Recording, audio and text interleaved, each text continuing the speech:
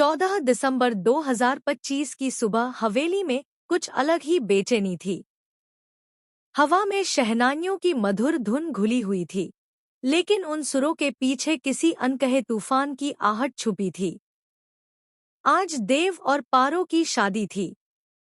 वही पारो जिसने देव के जीवन में उम्मीद, विश्वास और प्रेम को दोबारा जिंदा किया था, और वही देव जिसने हर मुश्किल में पारो का हाथ थामे रखा। पूरे घर को फूलों से सजाया गया था, लेकिन इन फूलों की खुशबू में भी डर की एक हल्की सी गंध थी, जिसे कोई महसूस नहीं कर पा रहा था, सिवाय एक इंसान के, नलिनी के। पारो अपने कमरे में दुल्हन के जोड़े में बैठी थी। लाल जोड़े में सजी वह किसी सपने जैसी लग रही थी। उसकी आंखों में खुशी थी, लेकिन दिल के किसी कोने में एक अजीब सा डर भी था, जैसे कुछ गलत होने वाला हो। पारो ने आईने में खुद को देखा और देव का चेहरा उसकी आंखों के सामने आ गया। उसे याद आया कि कैसे समाज, हालात और लोगों की साजिशों के बावजूद देव ने उससे शादी करने का फैसला लिया था। आज वही दिन था जब हर दर्द खत्म होने वाला था। उधर देव मंडप में बैठा था। वह शांत दिखने की कोशिश कर रहा था, लेकिन उसके दिल की धड़कनें तेज थी। देव जानता था कि नलिनी इस शादी के खिलाफ है। नलिनी, जो बाहर से देव की भलाई चाहने वाली लगती थी, लेकिन अंदर ही अंदर पारो से नफरत करती थी।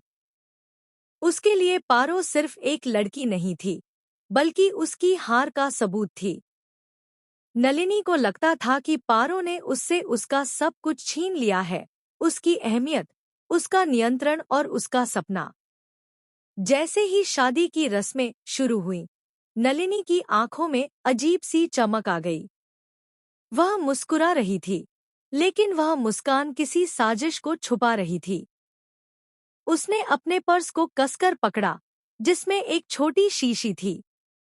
उस शीशी में जहर था। नलिनी ने मन ही मन तय कर लिया था, आज अगर यह शादी हुई, तो पारो जिंदा नहीं बचेगी। पंडित मंत्र पढ़ रहे थे। देव और पारो आमने सामने बैठे थे। उनकी आंखें मिली तो दोनों के चेहरे पर सुकून आ गया। पारो ने हल्के से मुस्कुरा कर देव को देखा, जैसे कहना चाह रही हो कि अब सब ठीक हो जाएगा। लेकिन ठीक उसी पल नलिनी उठी और पारो के पास आई। उसने प्यार से पारो के सिर पर हाथ रखा और कहा कि वह उसके लिए पानी लाती है। किसी को शक नहीं हुआ। नलिनी रसोई में गई। उसके हाथ कांप रहे थे, लेकिन उसके इरादे मजबूत थे। उसने पानी के गिलास में जहर